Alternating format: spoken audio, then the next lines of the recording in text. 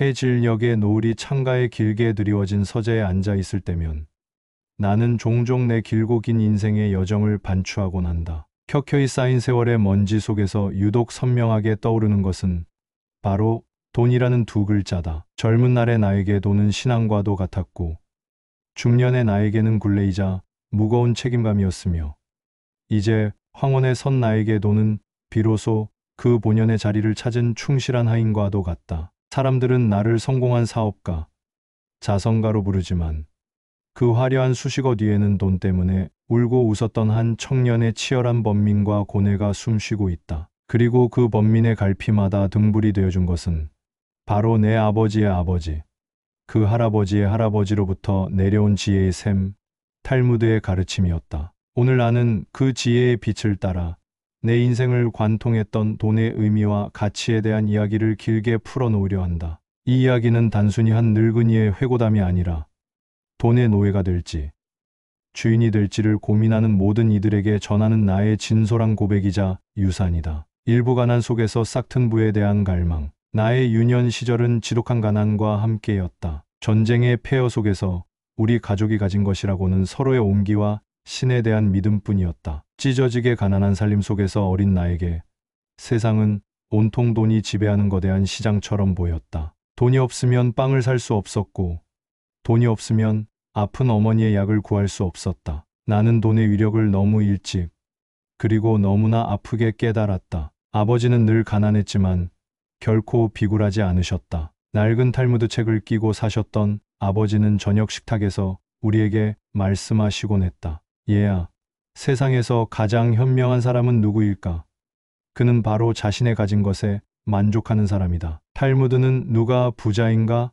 자기 것에 만족하는 사람이다라고 가르치지. 하지만 명심하거라. 만족과 안주는 다른 것이다. 가난 그 자체를 사랑해서는 안 된다. 가난은 사람을 무기력하게 하고 심지어 신에 대한 원망까지 품게 할 수 있기 때문이지. 아버지의 말씀은 어린 나에게 혼란스러웠다. 만족해야 하지만 가난을 벗어나야 한다니. 그 모순적인 가르침 속에서 나는 어렴풋이 깨달았다. 가난이라는 현실을 비관하지 않되 그 현실을 극복하기 위해 부단히 노력해야 한다는 것을. 아버지는 나에게 기술을 가르치셨다. 낡은 연장을 쥐어주시며 말씀하셨다. 탈무드에 이런 말이 있단다. 자식에게 기술을 가르치지 않는 것은 그에게 도둑질을 가르치는 것과 같다. 내 손에 쥐어진 이 망치와 끌이 앞으로 너를 굶지 않게 해줄 것이고 너의 가정을 지켜줄 것이다. 노동처럼 신성한 것은 없단다. 땀 흘려 번 돈 한 푼이 기도만으로 채운 배보다 훨씬 더 정직하고 귀한 것이야.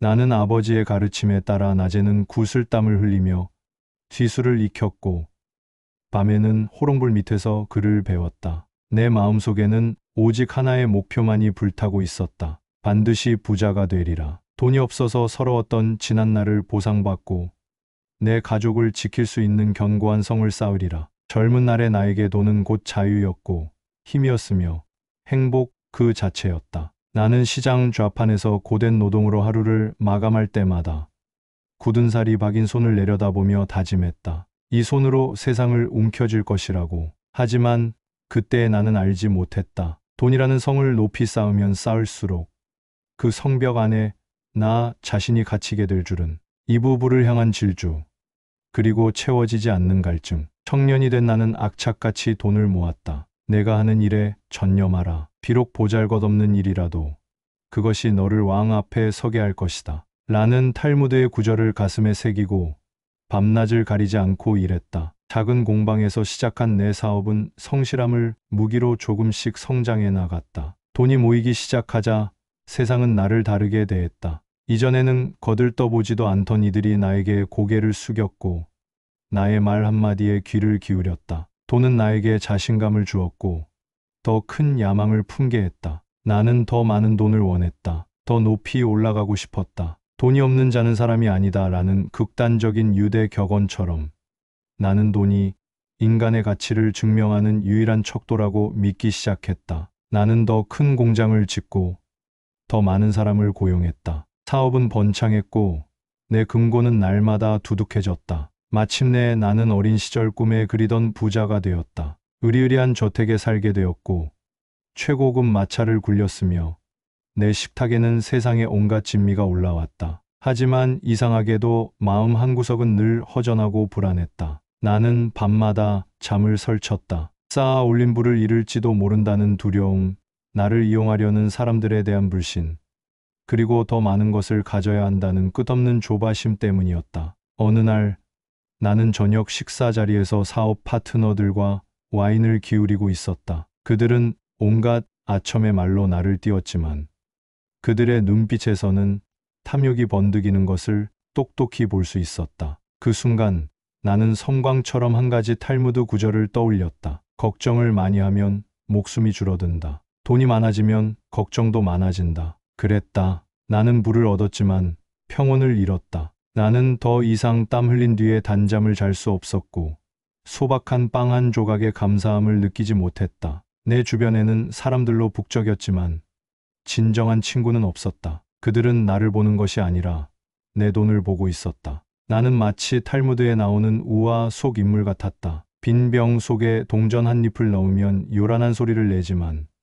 동전으로 가득 찬 병은 아무 소리도 내지 않는다. 나는 어설프게 채워진 물을 과시하며 요란하게 살았지만 내면은 텅 비어 아무런 울림도 주지 못하는 빈 깡통과 같았다. 사람은 빈손으로 세상에 와서 빈손으로 돌아간다. 아버지가 읊조리시던 이 당연한 진리가 그날따라 비수처럼 내 가슴에 꽂혔다. 나는 내 모든 것을 바쳐 돈을 얻었지만 정작 돈으로는 살 수 없는 가장 소중한 것들을 잃어가고 있었다. 마음의 평화, 진정한 우정, 그리고 삶의 소박한 기쁨들을. 불을 향한 나의 질주는 결국 나를 고독과 불안의 성에 가두어 버린 셈이었다. 삼부돈의 무게, 그리고 체다카의 발견. 내 인생의 전환점은 예기치 않은 곳에서 찾아왔다. 독감으로 심하게 앓아누웠을 때였다. 높은 열에 며칠을 끙끙 앓는 동안 내 곁을 지킨 것은 비즈니스 파트너도 아첨꾼들도 아닌 어릴 적부터 나를 돌봐주던 늙은 하녀와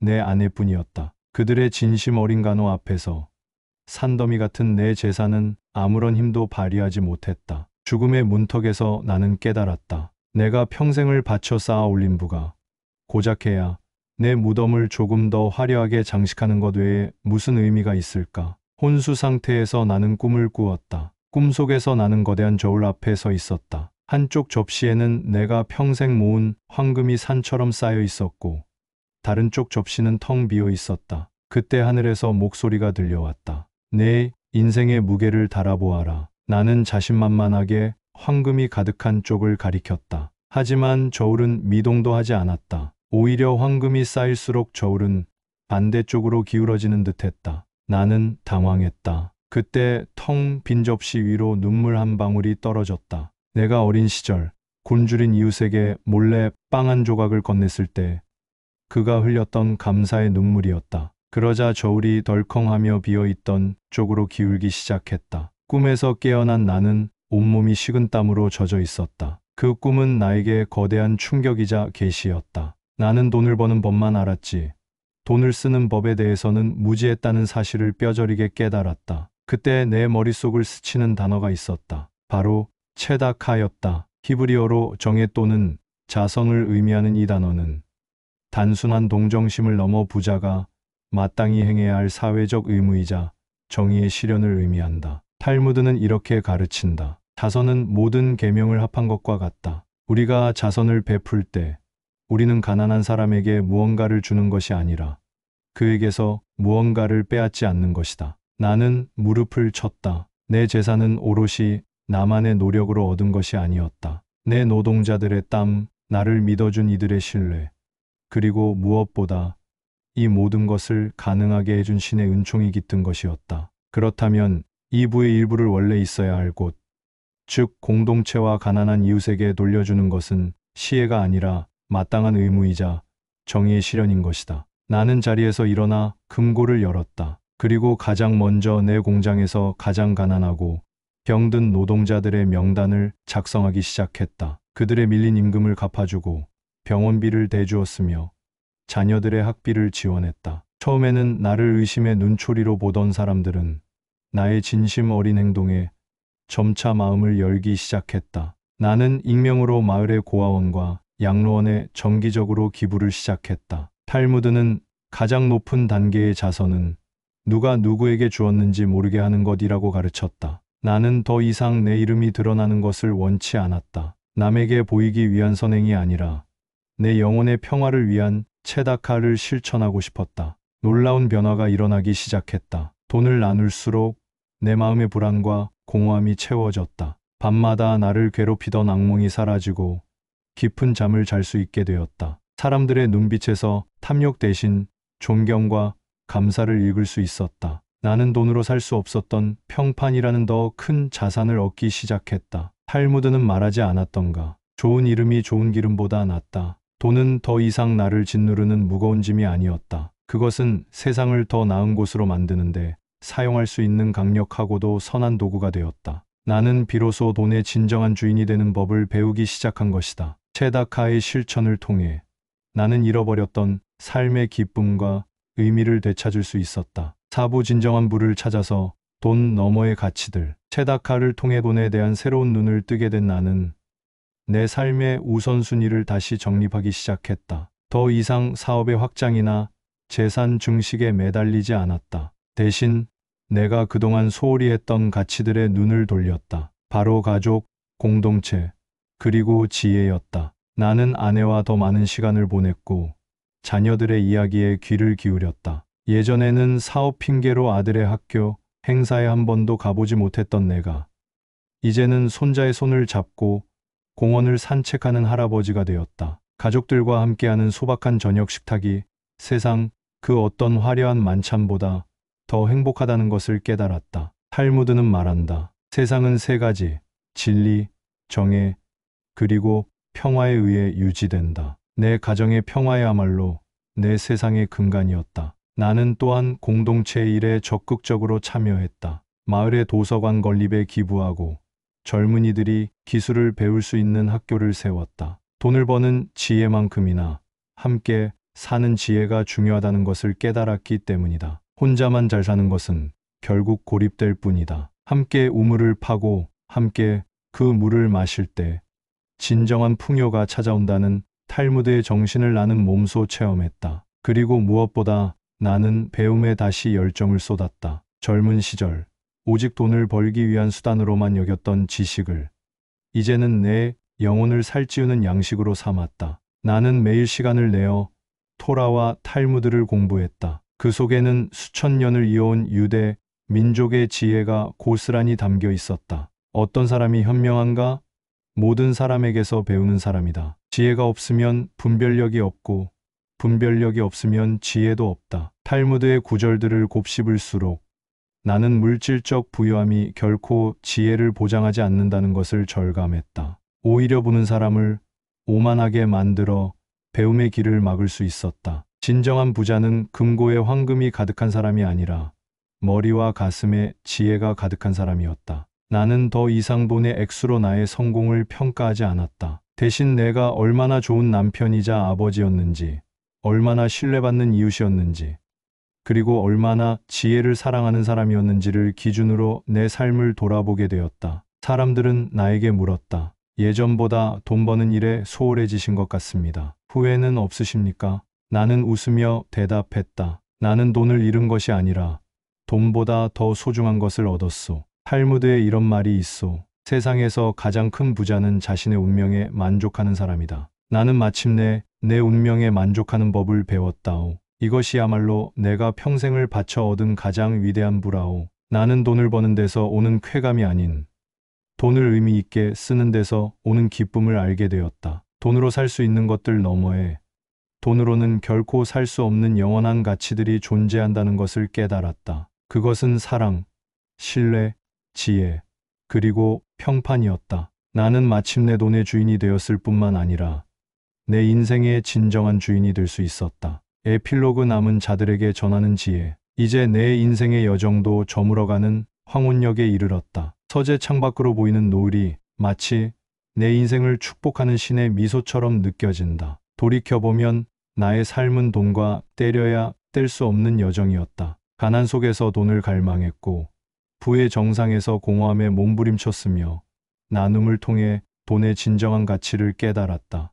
나는 이제 더 이상 돈을 두려워하지도 맹목적으로 숭배하지도 않는다. 돈은 그저 도구일 뿐이다. 좋은 빵을 굽는 칼이 될 수도 있고 이웃을 해치는 비수가 될 수도 있다. 중요한 것은 그 칼을 쥔 사람의 손과 마음이다. 이 글을 읽는 젊은이들에게 그리고 돈 문제로 고뇌하는 모든 이들에게 나는 탈무드의 지혜를 빌려 마지막으로 몇 가지를 당부하고 싶다. 첫째, 노동의 신성함을 잊지 마라. 땀 흘려 번 돈만이 그 가치를 오롯이 바라며 당신의 삶을 단단하게 지탱해 줄 것이다. 내 손이 수고한 대로 먹을 것이라. 내가 복되고 형통하리로다. 둘째, 부자가 되기를 꿈꾸되 돈의 노예가 되지는 마라. 돈을 쫓기 시작하면 끝이 없다. 가진 것이 많아지면 걱정도 많아진다는 평범한 진리를 기억하라. 불을 쌓는 과정에서 당신의 영혼을 잃지 않도록 늘 경계하라. 셋째, 당신이 번 돈의 일부는 반드시 공동체와 이웃을 위해 사용하라. 채다카는 단순한 자선이 아니라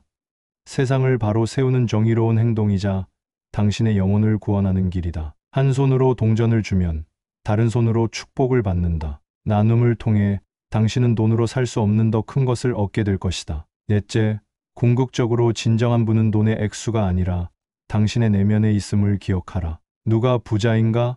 자기 것에 만족하는 사람이다. 가족과의 사랑, 친구와의 우정, 지혜에 대한 탐구, 그리고 선한 평판이야말로 그 누구도 빼앗아갈 수 없는 당신의 영원한 자산이다. 나는 내일 아침 눈을 뜨지 못한다 해도 여한이 없다. 나는 내 재산을 자녀들에게 물려주겠지만 그보다 더 소중한 돈의 주인이 되는 법에 대한 지혜를 남겨주었다고 믿기 때문이다. 돈은 인생이라는 바다를 항해하는데 필요한 훌륭한 배가 될 수 있다. 하지만 그 배의 방향을 결정하는 선장은 바로 당신 자신이어야 한다. 부디 당신의 배가 황금으로 가득 찬 채 외로운 바다를 표류하는 유령선이 아니라 사랑과 지혜와 나눔을 싣고 평화의 항구를 향해 나아가는 희망의 배가 되기를 진심으로 기도한다. 탈무드는 묻는다. 세상에서 가장 강한 사람은 누구인가? 그리고 답한다. 자신을 이기는 사람이다. 돈에 대한 탐욕과 집착을 이겨내고 마침내 그 주인이 된 당신이야말로 세상에서 가장 강하고 지혜로우며 진정으로 부유한 사람일 것이다. 돈, 인생, 그리고 탈무드의 지혜한 노인의 회상. 나는 이제 90을 넘긴 늙은이다. 주름진 손등 위로 검버섯이 피어난 것을 볼 때마다 나는 흙으로 돌아갈 날이 머지않았음을 실감한다. 이 집, 저 언덕 위의 밭, 그리고 내 이름으로 된 두툼한 통장까지. 세상 사람들은 나를 성공한 사람, 부자라고 부르지만 해질녘 홀로 창가에 앉아 붉게 물드는 하늘을 바라보고 있노라면 내 인생을 관통했던 돈이라는 녀석의 진짜 얼굴이 무엇이었는지 생각에 잠기곤 한다. 손자들이 내게 물어온다. 할아버지, 어떻게 하면 부자가 될 수 있어요? 그럴 때마다 나는 그저 희미하게 웃으며 아이들의 머리를 쓰다듬어 줄 뿐이다. 부자가 되는 법이라. 그것은 어쩌면 세상에서 가장 쉬우면서도 가장 어려운 질문일 것이다. 오늘 나는 잉크가 희미해진 낡은 일기장을 펼치듯 돈과 함께 울고 웃었던 나의 긴 삶의 여정을 풀어놓으려 한다. 이는 단순히 한 늙은이의 신세 타령이 아니다. 수천 년의 지혜가 담긴 탈무드의 가르침이 내 삶의 고비마다 어떻게 등불이 되어 주었는지에 대한 고백이며 내 사랑하는 아이들에게 남기는 마지막 유산이다. 제1부 가난 속에서 싹튼 꿈, 노동을 사랑하라. 내 유년은 지독한 가난과 함께였다. 전쟁이 핥히고 간 폐허 속에서 먹고 사는 문제는 매일의 전쟁과도 같았다. 부모님은 밭 한 떼기 없이 남의 집 소작을 붙이며 근근히 생계를 이으셨고 어린 나는 굶주림보다 더 무서운 것이 없다고 생각했다. 그때의 나에게 돈은 곧 생명이었다. 따뜻한 밥 한 그릇, 추위를 막아줄 옷 한 벌, 비가 새지 않는 지붕. 이 모든 것이 돈이 있어야만 가능한 일이었다. 아버지는 말이 없는 분이셨지만 늘 당신의 삶으로 내게 가르침을 주셨다. 고된 노동으로 갈라진 아버지의 손은 그 어떤 책보다 더 큰 울림을 주었다. 해가 뜨기 전에 일어나 밭으로 향하고 별이 뜬 뒤에야 지친 몸을 이끌고 돌아오시는 아버지를 보며 나는 어렴풋이 깨달았다. 돈은 하늘에서 떨어지는 것이 아니라 정직한 땀방울 속에서 피어나는 것임을. 탈무드는 말한다. 자식에게 기술을 가르치지 않는 것은 그에게 도둑질을 가르치는 것과 같다. 어느 날 저녁 아버지는 나를 조용히 부르셨다. 그리고는 닳고 다른 연장 가방 하나를 내미셨다. 목수였던 할아버지께서 물려주신 것이라 했다. 아버지는 내게 밭일 대신 목공 기술을 배울 것을 권하셨다. 그것만이 굶주림의 대물림을 끊을 수 있는 유일한 길이라고 믿으셨기 때문이다. 그날부터 나는 망치와 톱을 잡았다. 처음에는 서툴기 짝이 없었다.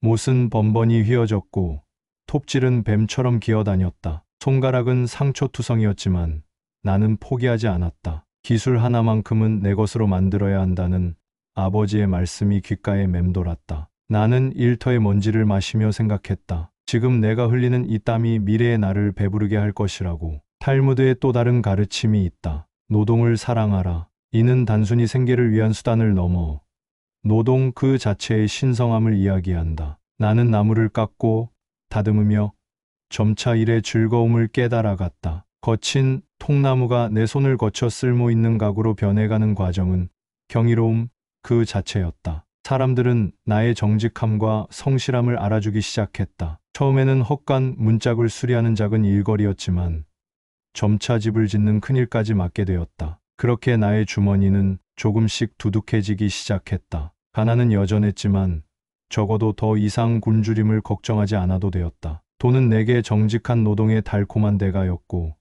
나는 내 힘으로 돈을 벌 수 있다는 사실에 무한한 자부심을 느꼈다. 제2부부를 향한 질주, 소유가 늘면 걱정도 는다. 청년이 된 나는 누구보다 열심히 일했다. 밤낮을 가리지 않고 일감을 찾아다녔고 푼돈이라도 허투루 쓰지 않았다. 내게 돈은 여전히 생존의 문제였고 더 나아가 성공의 척도였다. 나는 더 많은 돈을 원했다. 가난 때문에 서러웠던 지난날을 보상받고 싶었고 세상 사람들에게 나의 능력을 증명해 보이고 싶었다. 나는 작은 공방을 차렸고 몇 명의 직원을 두었다. 사업은 날로 번창했다. 나는 더 이상 망치를 잡는 목수가 아니었다. 이제 나는 사업가였다. 계약서를 검토하고 자재를 관리하고 인부들을 감독하는 것이 나의 일이었다. 돈을 버는 속도는 내가 땀 흘려 일하던 때와는 비교할 수 없을 만큼 빨랐다. 은행 잔고가 늘어나는 것을 보는 것은 나의 유일한 낙이었다. 하지만 이상하게도 돈이 쌓여갈수록 마음 한구석은 점점 더 허전해져 갔다. 탈무드는 경고한다. 가진 것이 많아지면 걱정도 많아진다. 가진 것이 전혀 없으면 걱정은 더욱 많다. 젊은 날 나는 이 말의 뒷부분, 즉 가진 것이 없으면 걱정이 더욱 많다는 말만 가슴에 새겼다. 하지만 이제는 앞부분의 의미를 뼈저리게 실감하고 있었다. 재산이 늘어날수록 나는 사람을 믿지 못하게 되었다. 직원들이 자재를 빼돌리는 것은 아닌지, 경쟁업체가 내 사업을 가로채려는 것은 아닌지, 심지어 가장 가까운 친구마저도 내 돈을 보고 접근하는 것은 아닌지 의심했다. 나는 돈을 지키기 위해 밤잠을 설치기 일쑤였다. 식구들과의 저녁 식사 자리에서도 내 머릿속은 온통 사업 걱정뿐이었다. 아내의 얼굴에 늘어가는 그늘을, 아이들이 아빠를 어려워하기 시작했다는 사실을 나는 알아채지 못했다. 탈무드는 또한 이렇게 말한다. 돈을 사랑하는 사람은 돈으로 만족하지 못한다.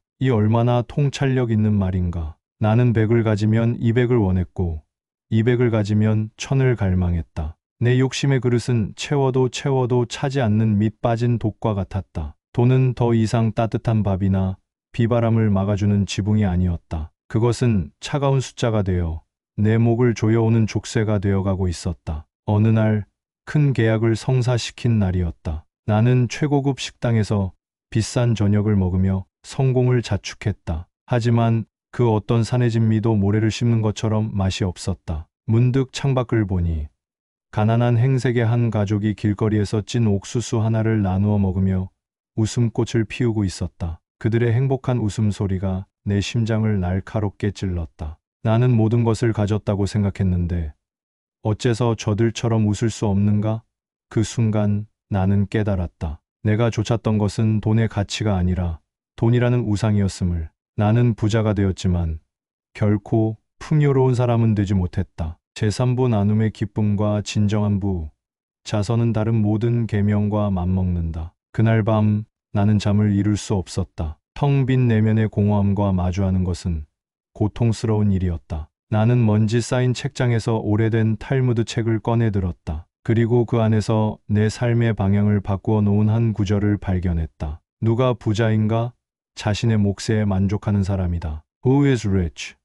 He who is happy with his portion. 이 짧은 문장이 망치처럼 내 머리를 내리쳤다. 그렇다. 나는 내 몫에 만족하지 못했다. 끝없는 갈증에 시달리며 나 자신을 불행의 구렁텅이로 몰아넣고 있었던 것이다. 진정한 부는 소유의 크기가 아니라 만족의 크기에 달려 있음을 나는 너무나 늦게 깨달았다. 다음 날 나는 중대한 결심을 했다. 그리고 그 첫걸음은 나눔이었다. 탈무드는 자선은 다른 모든 계명과 동등한 가치를 지닌다고 가르친다. 유대인에게 자선은 단순히 동정심의 표현이 아니다. 그것은 정의 justice를 실현하는 의무이다. 내가 가진 부는 온전히 나의 노력만으로 얻어진 것이 아니며 사회와 공동체의 빚을 지고 있다는 깨달음이었다. 나는 가장 먼저 내 직원들의 처우를 개선했다. 그들의 정직한 노동에 합당한 대가를 지불하고 그들의 자녀들을 위한 장학금을 만들었다. 그리고 지역 사회의 가난한 이들을 위해 무료 급식소를 열었다. 처음에는 어색하고 망설여졌다. 내 주머니에서 나간 돈이 다시는 돌아오지 않을 것이라는 생각에 아까운 마음이 들기도 했다. 하지만 놀라운 변화가 일어나기 시작했다. 직원들은 나를 진심으로 존경하고 따르기 시작했고 공장의 생산성은 이전보다 훨씬 더 높아졌다. 무료 급식소에서 밥을 먹는 사람들의 얼굴에 피어나는 감사의 미소는 그 어떤 계약을 성사시켰을 때보다 더 큰 기쁨과 보람을 안겨주었다. 탈무드에는 이런 비유가 있다. 한 개의 촛불로 여러 개의 초에 불을 붙여도 첫 촛불의 빛은 약해지지 않는다. 나눔은 그런 것이었다. 나의 것을 나누어 준다고 해서 나의 부가 줄어드는 것이 아니었다. 오히려 그 빛은 더 넓게 퍼져나가 더 많은 사람들을 비추고 결국 그 따스함이 나에게로 되돌아왔다. 돈은 더 이상 나를 얽매는 족쇄가 아니었다. 그것은 사람과 사람을 잇는 다리가 되었고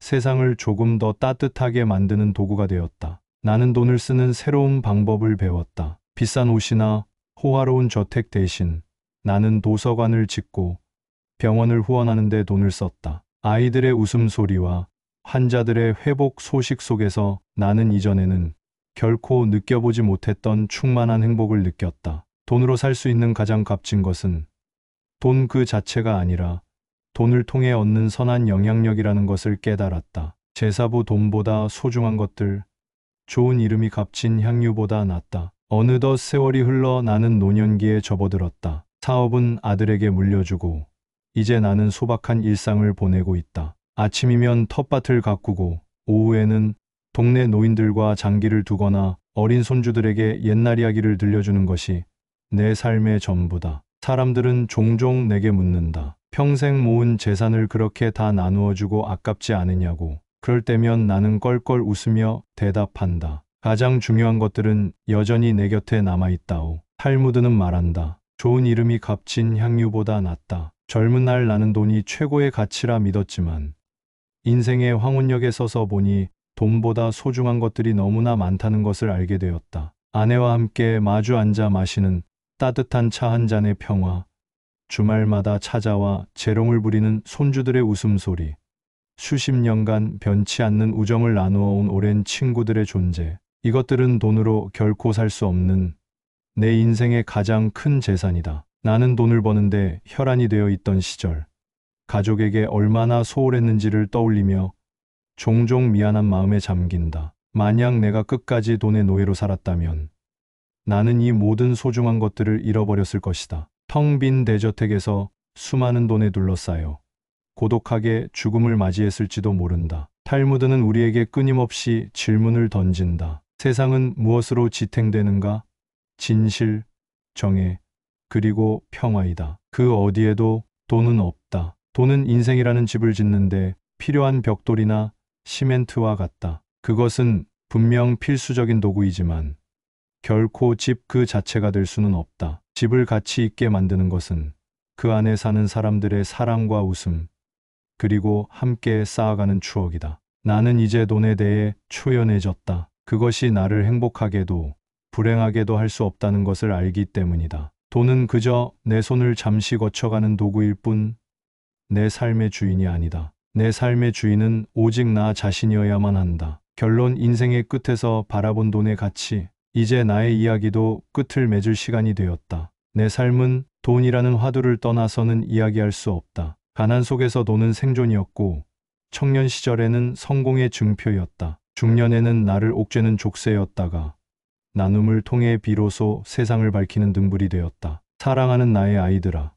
그리고 이 글을 읽는 젊은이들이여. 부자가 되기를 꿈꾸는 것을 두려워하지 마라. 정직한 땀으로 부를 일구는 것은 신성하고 가치 있는 일이다. 탈무드도 돈은 저주가 아니라 인간을 위한 축복이다 라고 말하지 않았는가. 돈은 우리에게 더 많은 기회를 주고 더 나은 삶을 가능하게 하는 유용한 도구임이 틀림없다. 하지만 이것 하나만은 반드시 기억하길 바란다. 돈을 인생의 목적으로 삼는 순간 그대는 돈의 노예가 되고 말 것이다. 돈을 버는 것에만 집착하지 말고 그 돈을 어떻게 쓸 것인지를 항상 고민해야 한다. 돈은 인정 없는 주인이 될 수도 있지만 가장 유능한 하인이 될 수도 있다. 그 열쇠는 바로 여러분의 손에 달려 있다. 진정한 부는 통장 잔고가 아니라 당신의 마음속에 있다. 가진 것에 만족하고 감사할 줄 아는 마음, 이웃의 아픔에 공감하고 기꺼이 나눌 줄 아는 마음, 그리고 돈보다 소중한 가치들을 발견하고 지켜나갈 줄 아는 지혜. 이것이 바로 탈무드가 수천 년을 이어 우리에게 전하고자 했던 진짜 부의 비밀이다. 나는 이제 곧 내가 왔던 곳으로 돌아갈 것이다. 내가 남기고 가는 것은 돈이나 재산이 아니다. 나는 내 아이들과 이웃들의 마음속에 좋은 사람으로 기억되고 싶다. 그것이 내가 평생에 걸쳐 돈과 씨름하며 얻어낸 가장 값진 보물이다. 붉게 타오르던 서쪽 하늘이 짙은 남색 장막을 내리고 있다. 오늘 밤에도 나는 감사하는 마음으로 평화롭게 잠자리에 들 수 있을 것 같다. 이것이야말로 세상 그 어떤 부자도 부럽지 않은 한 늙은이의 진정한 행복이다.